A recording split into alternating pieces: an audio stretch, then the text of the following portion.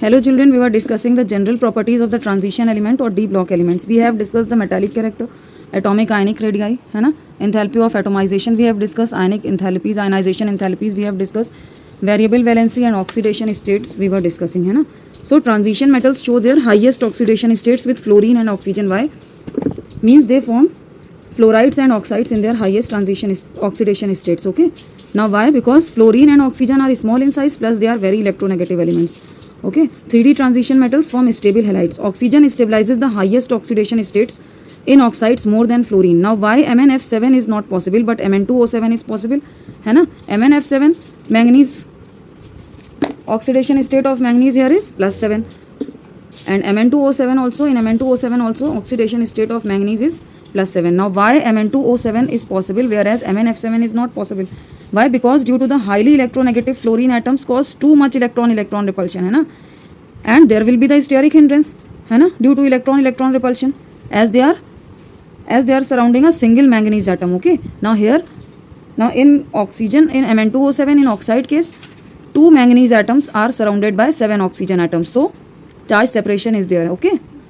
Now this is the structure of Mn2O7. MnF7 is not possible. Highest fluoride possible for manganese is MnF4 only, है ना. After that steric hindrance do takes place.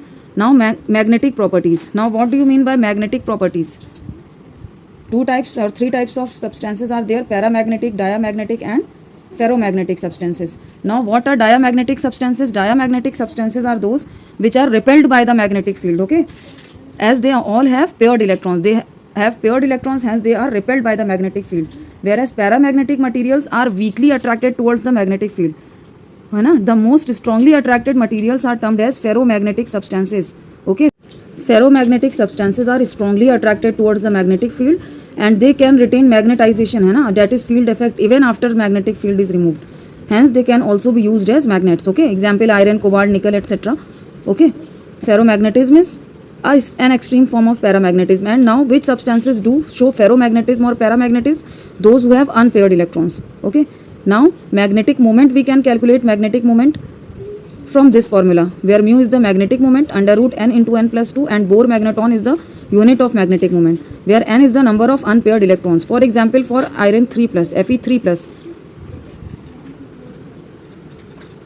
for Fe3 plus we have how many electrons? What is the electronic configuration? D5, है ना. 3d5 is the electronic configuration. So we have 5 unpaired electrons here. So you can calculate magnetic moment as under root. Now here the number of unpaired electrons is 5. So 5 into 5 plus 2 Bohr magneton. Okay. So that will be equivalent to 5 into 7, that is 35. Under root 35 Bohr magneton. You can calculate the value of root 35 later, है ना. So I have told you the splitting of d orbitals, है ना. So formation of color dynes. Color dynes are formed only by the transition metals that have unpaired electrons in their electronic configuration, okay, in their d orbitals. Now when an unpaired electron from a lower energy d orbital is excited to a higher energy d orbital, means from T2g to Eg, through absorption of energy it does takes place, na, the excitation, and hence the transference. It takes place only through the absorbance of energy, and that absorption of energy, the energy of excitation, is termed as energy of excitation, है ना. This frequency generally lies in the visible region. Okay. Now this type of transition is known as DD transition. So DD transition is responsible for the formation of colored ions of transition metal complexes. Okay. Now the color observed correspond to the complementary color. As I have told you na, that the color observed is the complementary color. For example, during DD transition, an electron is absorbing the light in the orange region, है ना, in the orange region. Then the ion of that transition metal complex will appear as blue in color. Okay, will show complementary color. Complementary color for orange is blue, है ना, for green is red, for red is green, and vice versa. For yellow is violet, and for violet is yellow. For example, KMnO4 crystals appear violet in color or deep purple in color. Hence, it is absorbing the light in which region? 560 to 600 nanometer. Okay, in this region, in yellow region, it is absorbing the light and it is radiating the light of violet color. Okay, beta. Now there is an exception. Few compounds in which transition metal has D0 configuration may also exhibit color due to charge transfer. Example: chromium oxide has D0 configuration. Na? Chromium configuration is 4s1 and 3d5, है ना. 3d5 in its CrO3. In CrO3, its oxidation state is what? In CrO3, oxygen's valency is -2 and 3 oxygen atoms are there. Hence chromium's valency is +6 here. Chromium's oxidation state is +6, है ना. +6 means these all electrons are donated to oxygen atom, है ना, CrO3. plus 6 state में it has no electron, it has d0 configuration, no electron in d orbital, okay, but also it exhibit color due to charge transfer. Now what is charge transfer? Chromium oxide is a bright orange solid, है ना, chromium oxide is bright orange solid, although it must be colorless. Why? Because there is no dd transition, has no absorption of energy and no emittance of color, but then also it is bright orange. Why? Because of ligand to metal charge transfer. Now here oxygen atoms are acting as ligands to the chromium ion, okay, they transfer their electrons to the chromium ion. This electron movement involves absorbing of energy from the visible light and hence showing of color, okay, so making the compound to be appear colorful, है ना. Which color?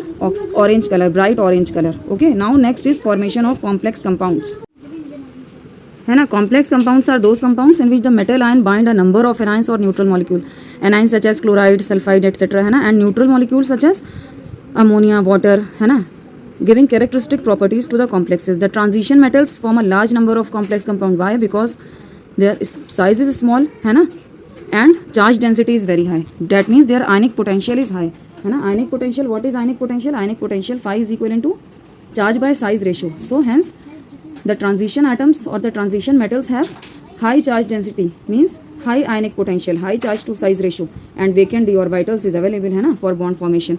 Example of complex compound is potassium hexacyanoferrate. Potassium hexacyanoferrate, K3FeCN6, है ना, K3FeCN6 here. Iron is the central metal atom and cyanide ions are acting as the ligands here, है ना. Example, one more example is K2HgI4. Transition metals have catalytic properties also, as they provide very large surface area, है ना, for the reactions to occur. Example, palladium, platinum, etc. are widely used for the hydrogenation of alkenes, है ना. The reactants are adsorbed on the surface, that is the hydrogen atoms on the surface of the catalyst, and weakens the bond between atoms, है ना, in the reactant molecules, and thus hydrogenation is being taking place. Okay, many transition metals and their compounds are used as a catalyst, especially their oxides. Why? Because of their higher oxidation states. Variable oxidation states occur in case of transition metals. Transition metals, because of their variable valencies, show catalytic properties, okay. For example, iron is used in the Haber's process to synthesize ammonia, है ना, which two reactants are there forming ammonia? N2 and hydrogen, and iron is acting as the catalyst here. Similarly, nickel is utilized in the hydrogenation process of fats and oils, okay. Now platinum is used for hydrogenation of alkenes, है ना, platinum, palladium, etc. It is also used in catalytic converters, okay beta. Platinum is also used in catalytic converters. Vanadium pentaoxide or V2O5 is used in the Contax process. Now what is Contax process? Contax process is the process in which sulfur dioxide is oxidized to sulfur trioxide, okay. Sulfur trioxide, which is a crucial step, है ना, which is the main step for the formation of sulfuric acid. Sulfur trioxide plus water will give what? Sulfuric acid, है ना. Copper is also used in oxidation of alcohols, है ना. Now next is formation of interstitial compound. Now what is interstitial compound? Interstitial compounds are those which are formed when small atoms means atoms of very small size such as hydrogen, carbon, nitrogen, etc. are trapped inside the interstitial space of crystal lattices of transition metals. For example,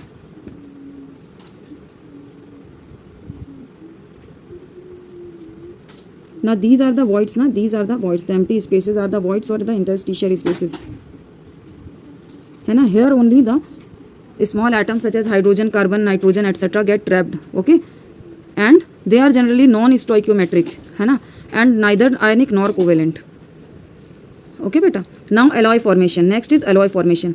Now one thing you know that they retain their metallic conductivity. Interstitial compounds retain their metallic conductivity, है ना. Their hardness increases, okay. For example, borides are very hard. When boron is trapped inside the interstitial lattice of transition metal complexes, it is very hard. Its hardness is comparable to diamond, okay. Diamond is the hardest substance, but borides are very hard. Borides, when, what do you mean by alloy? Alloy is the intermixing of the two substances into one simple homogeneous substance, है ना. Now atoms of transition metals have what? Have very similar atomic radii, very similar sizes, so they can easily be miscible, okay. We can easily combine the two metals in the molten state, okay, with each other, and hence form alloys. They are generally hard, resistant to corrosion, and have high melting point, and are very useful.